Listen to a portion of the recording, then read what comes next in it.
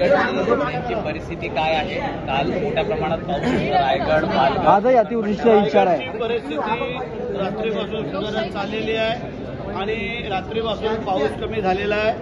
थोडा थोडा सरीवरती पाऊस होतोय. जो पूर्व सारखा पाऊस संततधार होती ती आता थांबलेली आहे आणि जनजीवन जे विस्कळीत झालेलं होतं ते पूर्वपदावरती येत आहे. आमचे शासन प्रशासन कार्यकर्ते पदाधिकारी आम्ही सगळेच लोक कामाला लागलेलो होतो. प्रत्येकाने आपापल्या मतदारसंघामध्ये आपापल्या कार्यकर्त्यांना कामाला लावलं होतं. अधिकारी वर्ग रात्रंदिवस काम करत होता.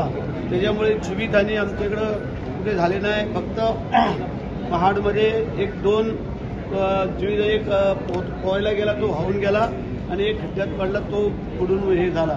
तर बाकी अशी मोठी जीवितहानीची काही कुठं आढळलेलं नाही.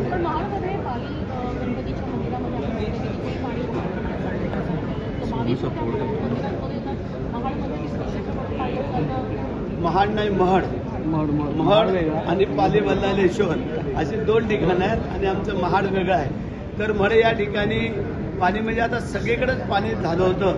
आपण काल पाहिलं पुरं कोकण जलमय झालेलं होतं. पाऊस पण त्याचप्रमाणे सगळीकडे पडलेला होता आणि त्याच्यामुळे हे पाणी झालेलं होतं. पण आता पूर्वपदावर स्थिती आलेली आहे. आता काय अडचणीची बाब राहिलेली नाही. अनेक ठिकाणी दरड कोसळेल असा इशारा किंवा देण्यात आलेला आहे. दरड कोसळल्यात आणि काही कोसळण्याची शक्यता आहे म्हणून सावधानतेचा इशारा दिलेला आहे. आम्ही सगळे अलर्ट आहोत. 15 ऑगस्ट आलेला आहे. यावेळी पालकमंत्री म्हणून झेंडा फडकवणार का?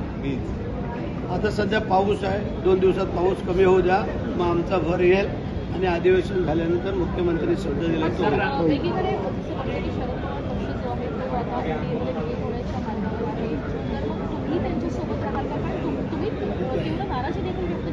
आता आमचे जे नेते आहेत देवेंद्र फडणवीस साहेब आहेत, एकनाथ शिंदे साहेब आहेत, सुनीता वहिनी आहेत, तिन्ही महायुतीचे नेते जो काही निर्णय घेतील तो आम्हाला शिरसावत असेल. परंतु तुम्ही शिवसेनेमधनं बाहेर पडा म्हणजे अर्थात उद्धव ठाकरेंची साथ सोडत असताना तुम्ही सातत्यानं म्हटलं की काँग्रेस आणि राष्ट्रवादी काँग्रेसबरोबर तुम्हाला मांडीला मांडी लावून बसावं लागतंय.